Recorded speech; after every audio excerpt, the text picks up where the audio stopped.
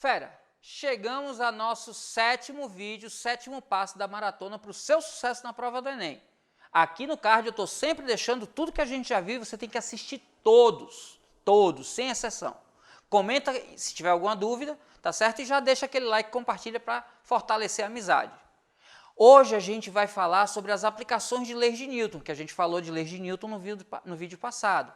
E aí a gente vai pensar nas forças que podem aparecer num sistema para ser resolvido. E aí você lembra, força-peso, que é a força de atração gravitacional, ela puxa sempre para o centro do planeta, ela é radial convergente, e o módulo é massa vezes gravidade, como está aparecendo aqui do lado. A força normal ou força de compressão normal não tem uma fórmula específica para calculá-la, mas ela tem esse nome porque ela é sempre perpendicular ao apoio e atenção, sempre empurrando o corpo. Se eu tenho um corpo sobre o piso empurra o corpo e o corpo empurra o piso. Essas forças são forças de compressão normal.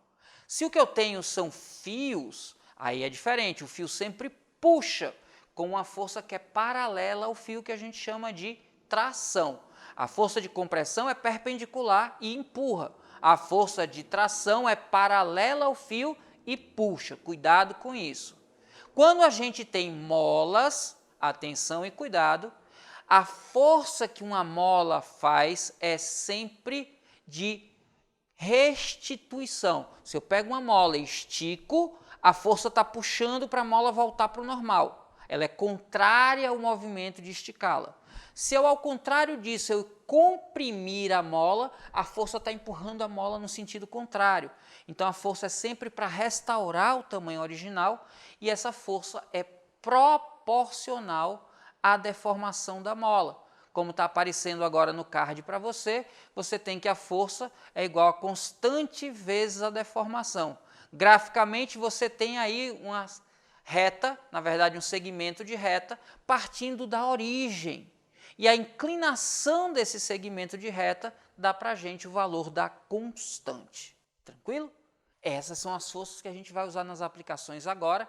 Falta a força de atrito, que o próximo vídeo é só para ela. Então, já deixa o dedo no like e vem comigo fazer algumas questões. Você vai aprender física, eu garanto.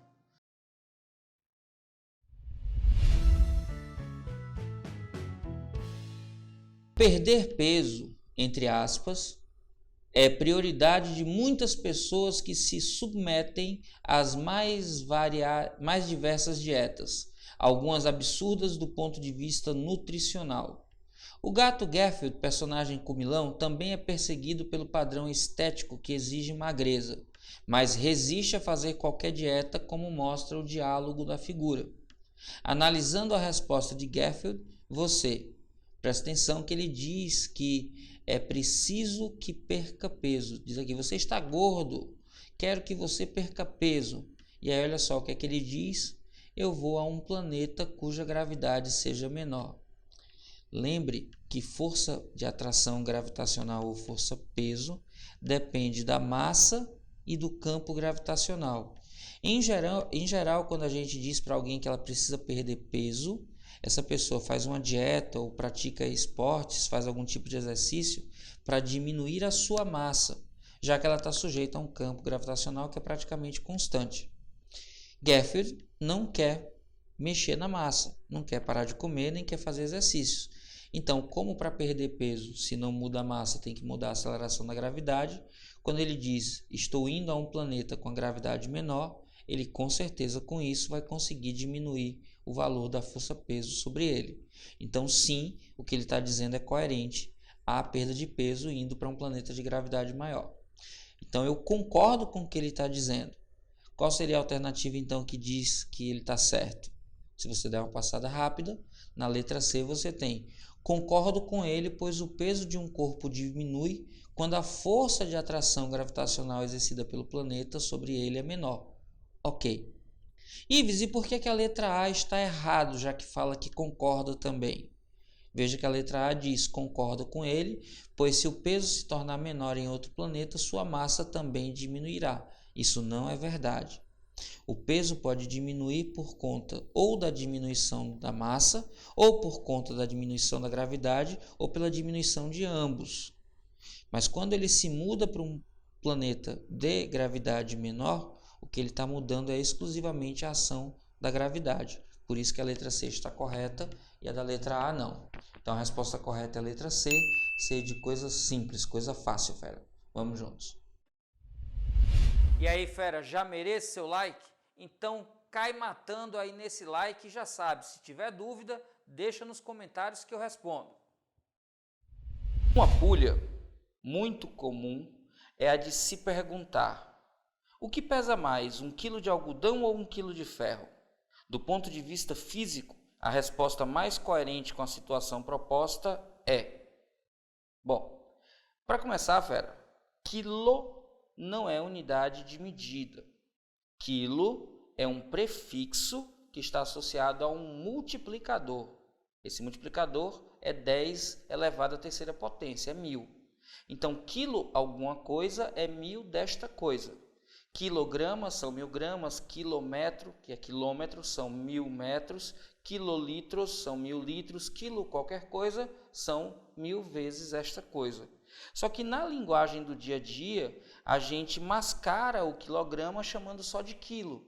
Então, na linguagem cotidiana, quando eu me refiro a 1 quilo de batatas, ou a 1 quilo de algodão, a 1 quilo de queijo, eu estou dizendo, na verdade, 1 quilograma de queijo, 1 quilograma de batatas, 1 quilograma de algodão.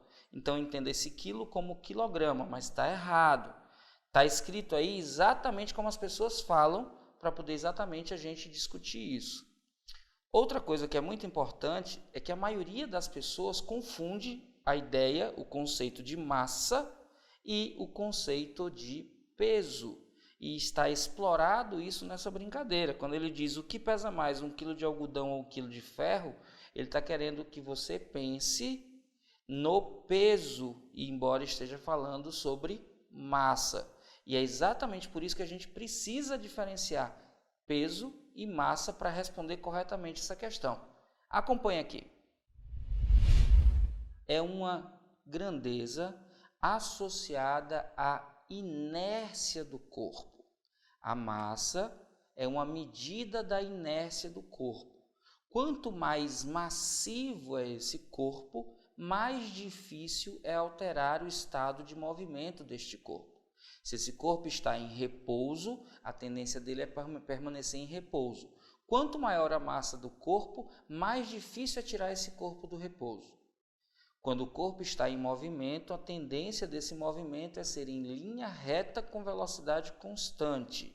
Quanto mais massa tem esse corpo, mais difícil é alterar esse movimento, mais difícil é alterar a velocidade desse corpo. Então, massa é uma medida da inércia que o corpo tem.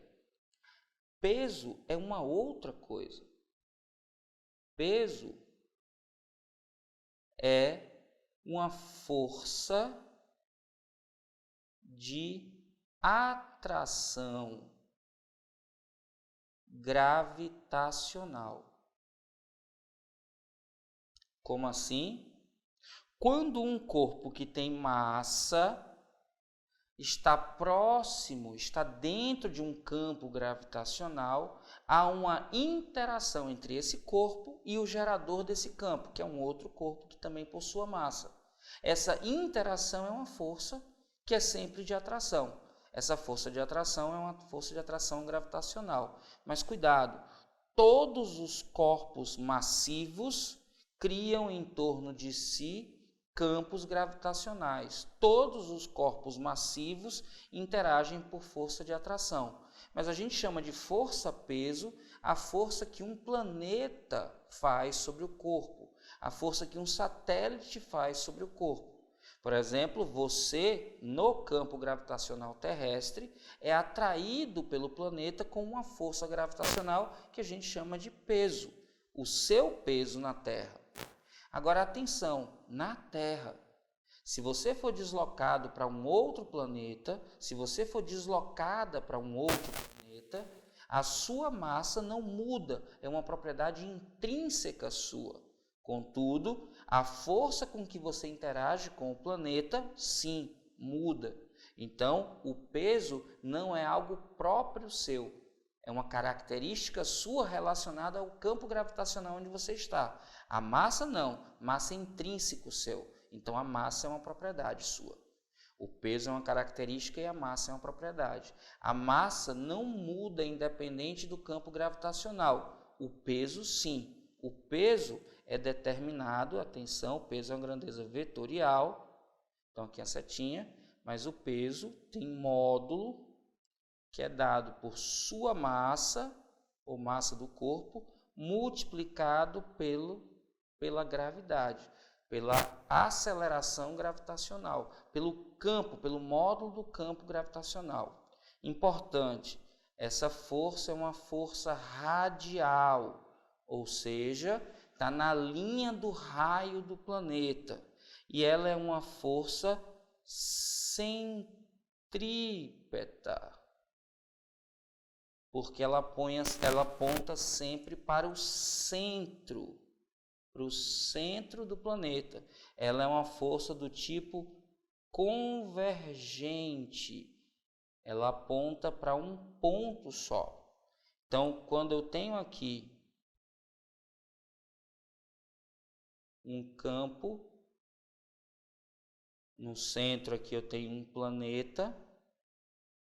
Se eu tiver uma massa qualquer dentro dessa região do campo, na linha que passa pelo centro do planeta, eu defino a direção, está no raio, por isso que é radial. E o sentido é convergente, aponta para o centro do planeta.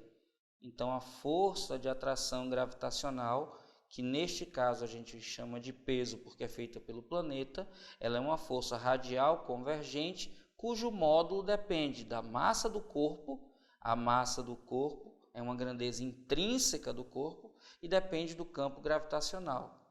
Este campo gravitacional, ele depende da distância do ponto considerado no centro do planeta ao ponto onde está a massa. O valor dessa gravidade, do campo gravitacional, do módulo da aceleração gravitacional, é dado por uma constante, chamada constante gravitacional, multiplicado pela massa do planeta, dividido pelo quadrado da distância que se encontra a massa do centro do planeta. Quando o corpo está na superfície do planeta, a gente tem aproximadamente a gravidade valendo a mesma coisa em todos os pontos. Mas perceba que se eu mudo essa distância, quanto maior a distância, menor será o efeito gravitacional. Então, muito cuidado. Quando eu pergunto o que é que pesa mais, 1 quilograma de algodão ou 1 quilograma de ferro, muitas pessoas dizem, é claro que é o ferro, porque estão achando que o ferro, por ser concentrado, pesa mais do que o algodão. Isso é um erro, é uma confusão entre o conceito de peso e densidade.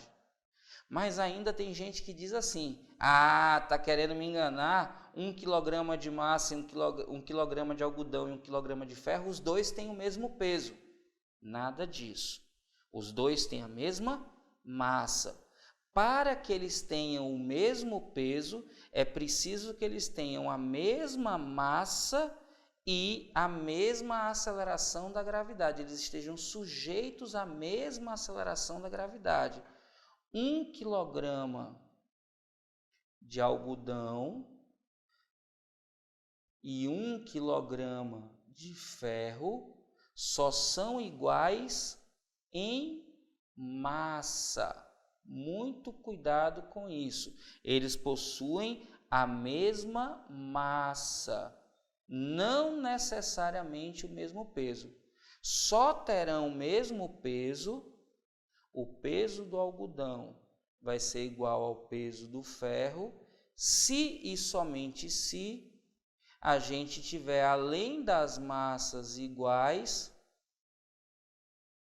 a aceleração da gravidade para o algodão e para o ferro também iguais. Então, para que sejam iguais, eu tenho que ter massa e aceleração iguais. E quando eu vou para as alternativas, aí eu tenho lá, os dois têm o mesmo peso, já que ambos têm 1 kg? Não. Eles têm a mesma massa. A alternativa A está errada. Na alternativa B ele diz, lógico que é o ferro? Não. O peso só pode ser discutido se eu sei massas e aceleração da gravidade. Por enquanto o que eu sei é que as massas são iguais. C, claro que é o algodão. Pela mesma razão que a gente falou do ferro, a gente não pode falar que é o algodão. D, depende do campo gravitacional a que estão sujeitos o ferro e o algodão, desde que esses campos sejam iguais. Atenção, muito sutil que está escrito aí, grife, desde que esses campos sejam iguais. Aí a resposta é não, porque se os campos são iguais, como as massas são iguais, necessariamente os pesos são iguais. Então a resposta não dependeria do campo gravitacional. Se os campos gravitacionais são iguais, então eu posso dizer, os pesos são iguais. Eles pesam a mesma coisa, já que têm a mesma massa e estão sujeitos a campos gravitacionais iguais. Agora, a resposta depende quem é mais pesado se os campos gravitacionais forem diferentes. Imagine o seguinte, eu tenho 1 kg de ferro na Lua e 1 kg de algodão na Terra. Embora os dois tenham a mesma massa, a aceleração da gravidade na Terra é muito maior. Então, o algodão que está próximo à superfície da Terra vai ter um peso maior. Mas a gente só sabe quem é maior quando a gente descobre qual é a relação entre as gravidades. Então, essa resposta depende das acelerações da gravidade, desde que essas acelerações sejam diferentes. Então, quando perguntarem para você o que é que pesa mais, 1 kg de algodão ou 1 kg de ferro, você responde assim, se 1 kg quer dizer 1 kg, a resposta vai depender da aceleração da gravidade a qual as massas estão sujeitas, desde que essas acelerações sejam diferentes. Se as acelerações forem iguais, pesam a mesma coisa. Então, como depende das acelerações, desde que elas sejam diferentes, a alternativa correta é a da letra E, que diz, depende do campo gravitacional a que estão sujeitos o ferro e o algodão, desde que estes, os campos gravitacionais, sejam campos diferentes. Alternativa correta, letra E, de eita poxa, uma brincadeirinha de criança que parece muito mais simples, mas que tem um monte de física por trás. Tranquilo?